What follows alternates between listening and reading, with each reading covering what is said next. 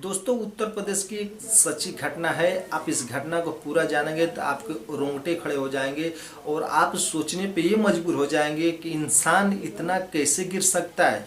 इंसान को इतना गिरना नहीं चाहिए।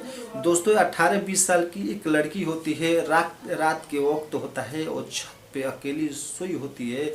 घर में दो मनुष्य युवक अंदर एंट्री करते हैं और छत पर पहुंचते हैं। जो एक लड़का होता है उसका मुंह दबाता है, दूसरा बाल पकड़ता है और उसको छत पे ही खींचने लगते हैं।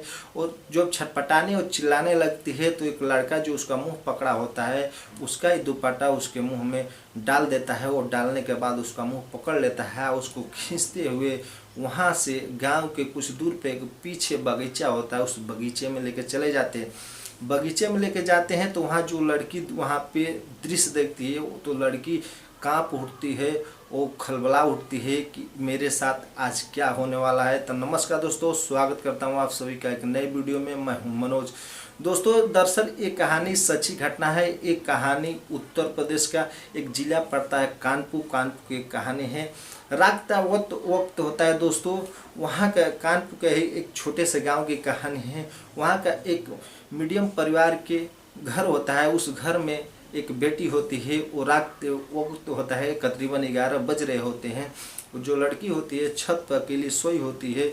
घर में दो ऐसे नौजवान ढूंढते हैं और छत पर जाते हैं। उस लड़की का मुंह दबा के एक बाल पकड़ लेता है और लड़की चिल्लाने लगती है तो उसके मुंह में कपड़ा हुर देते हैं और हुर के उसका बाल पकड़ के खींचते हुए वो गांव के पीछे एक बगीचा होता है, उस बगीचे में लेके चले जाते हैं। जब बगीचे में पहुंचते हैं तो लड़की वहां जाती है तो देखती है तो वहां पे पहले से ही 3 और जो लड़के होते हैं मौजूद होते हैं, जिनका लगभग उम्र सबका 28-30 साल 30-32 साल ही होता है।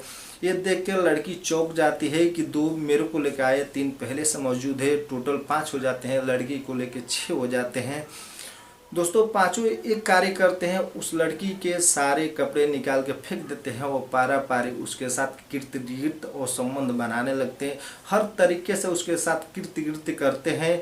लड़की के साथ तकरीबन 48 घंटे तक कीर्तिगिर्त वो करते हैं। करने के बाद वो लोग होते हैं, शाम को वक्त हो जाता है। फिर कुछ नशीला पदार्थ वो पीने खाने के लिए साइड में हो जाते हैं। लड़की जैसे तैसे करके वहाँ से बच के बगीचे से निकल के अपने घर भाग के पहुँच जाती है। घर पहुँचती है तो वहाँ जाती है तो उसके जो मम्मी पापा खाना खा रहे होते हैं उसको देखते हैं तो चौंक जाते हैं और रोने लगते हैं। पूछते हैं कि बेटी तुम्हारी हालत किसने ऐसे की। जो लड़की होती है वो बताती है, पिता जी जो घर 2 लड़के आते थे ना वही मेरे को रात के वक्त उठा कर ले गए थे। तो वो जो उसके पिताजी होते हैं रोते हुए ये बोलते हैं, बेटी हम तुझे 2 दिन से ढूंढ रहे थे कि कहाँ चली गई, कुछ बताई नहीं, कुछ नहीं किया, कुछ मेरे को पता ही नहीं चला, बहुत जगह तुम्हें ढूंढा बेटी। जो उसकी लड़की होती है जोर जोर से रोने लगती है, सारी बात बताती है। जो उसके पिताजी होते हैं नज़दीकी पुलिस स्टेशन में पहुंच जाते हैं। वहां पहुंचते हैं, वहां जो एसपी होते हैं मनोज पांडे जी से सारी बात बताते हैं। और मनोज पांडे जी जो वहां के एसपी हैं तुरंत उन दरिंदों के ऊपर तुरंत कार्रवाई कर देते हैं और लड़की से बयान लेते हैं। लड़की बोलती है, हाँ मेरे गांव के ही 2 लोग हैं और 3 लोग कहाँ के, मैं 2 लोग को पहचानती हूँ, उनका नाम जानती हूँ। 2 लोग के बारे में लड़की बताती है।